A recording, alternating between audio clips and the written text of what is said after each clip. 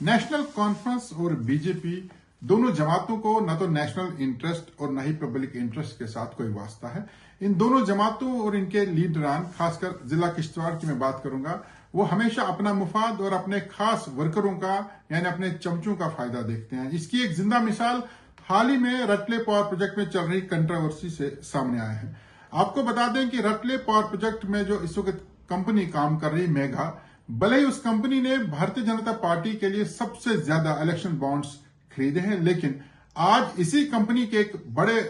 उच्च अधिकारी ने मीडिया के सामने आकर के ये इल्जाम लगाया कि उन्हें इस प्रोजेक्ट पर काम करने में जो भी दिक्कतें पेश आ रही हैं, जो रुकावटें बन रही हैं, वो सिर्फ और सिर्फ यहाँ की विधायिका जो भारतीय जनता पार्टी से ताल्लुक रखती हैं उनकी वजह से है। मेगा कंपनी के इस अधिकारी ने कहा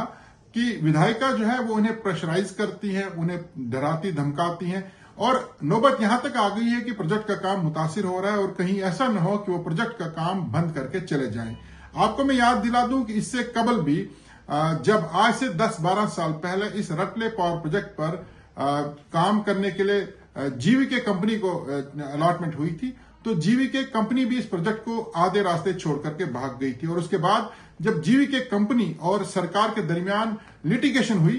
तो कोर्ट में ऑन रिकॉर्ड है, जीवीके कंपनी ने अपने कोर्ट के एक जवाब में तहरीरी तौर पर लिख करके दे दिया कि उस वक्त के जो एमएलए किश्तवाड़ थे, जो होम मिनिस्टर भी सरकार में थे, सजाद अहमद किचलू साहब, उनके भाई जो ठेकेदार थे,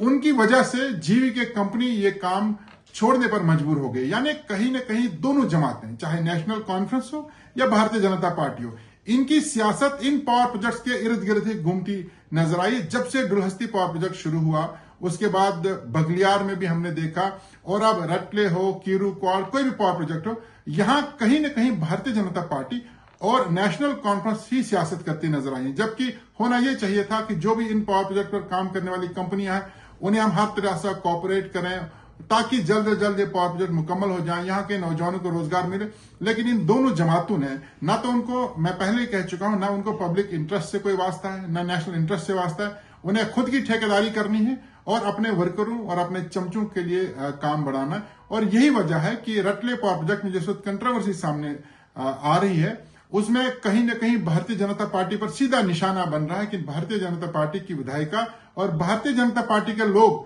जो वहां पावर प्रोजेक्ट पर काम कर रहे हैं या वहां यूनियन चलाते हैं, ठेकेदारी करते हैं, उनकी वजह से इस वक्त मेगा कंपनी के जो अधिकारी हैं वो अंडर प्रेशर हैं। ताज्जुब तो तब हुआ जब वहां के एक भारतीय जनता पार्टी के कार्यकर्ता ने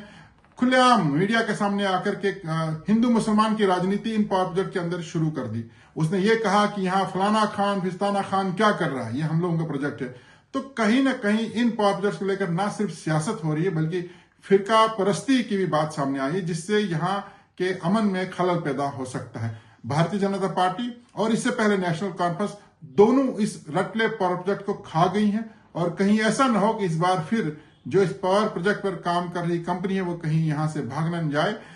हम सबको, किश्तवाड़ के लोगों को, अगर वाकई में इन पावर प्रोजेक्ट से कोई फायदा हासिल होना है, वो चाहते हैं कि ये पावर प्रोजेक्ट्स जो है वो मुकम्मल हो जाएं, इससे इलाके को और देश को फायदा हो, तो मैं समझता हूं इन दोनों सियासी जमातों को, चाहे नेशनल कॉन्फ्रेंस है या भारतीय जनता पार्टी है, जो सियासत के मैदान में एक फिक्स मैच तो जरूर खेलती है, लेकिन अब ठेकेदारी में, पावर प्रोजेक्ट्स में भी ये जो है आपस में फिक्स मैच खेल करके सिर्फ और सिर्फ इन कंपनियों के अधिकारियों को दबाव बनाते हैं, उन्हें यहां से भागने पर मजबूर करते हैं। आज मेगा कंपनी के अधिकारी ने सीधा सीधा बीजेपी पर इल्जाम साधा है कि बीजेपी की विधायिका, बीजेपी के लोग उन्हें मजबूर कर रहे हैं, उन्हें डराते धमकाते हैं। और इससे कबल तारीख आज फिर दोहराई, इससे कबल 10-12 साल पहले नेशनल कॉन्फ्रेंस के विधायक और उनके भाई की वजह से जीवीके कंपनी इस पावर प्रोजेक्ट को छोड़ करके भाग गई है। मेरी तमाम लोगों से गुजारिश है कि इस तरह के सियासतदानों का बेनकाब करने की जरूरत है, जो अपने मुफाद के लिए, अपने इंटरेस्ट के लिए, अपनी ठेकेदारी के लिए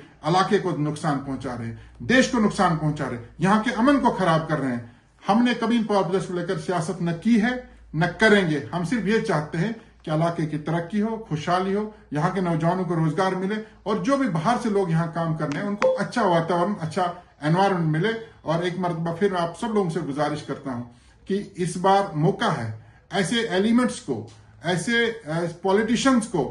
सिरे से रिजेक्ट कर दें, उन्हें खारिज कर दें और उन्हें बता दें कि आप अगर राजनीति करना चाहते हैं तो राजनीति मुद्दों की करें, राजनीति लोगों के इंटरेस्ट की करें, राजनीति देश के इंटरेस्ट के लिए करें। आप अगर ऐवानों में हमने भेजे, आप ऐवान में जाकर के कानून बनाएं, पॉलिसीज बनाएं, आप लोगों की फलाह और बहबूद के लिए काम करें। एक विधायिका का, एक एमएलए का पावर प्रोजेक्ट में क्या काम है? वो मेंबर ऑफ लेजिस्लेटिव असेंबली है, उन्हें लेजिस्लेटिव असेंबली में जाकर के कानून बनाने हैं। एक एमपी का पावर प्रोजेक्ट की सियासत में क्या काम है? उसे पार्लियामेंट में जाकर के ऐवान में बैठ करके कानून बनाने हैं। लिहाजा इन लोगों को भी अपनी जिम्मेदारी को समझना चाहिए और मैं समझता हूं कि इस वक्त लोगों ने एक बड़ा फैसला लेना है और ऐसे लोगों को डिस्करेज किया जाना बहुत जरूरी है।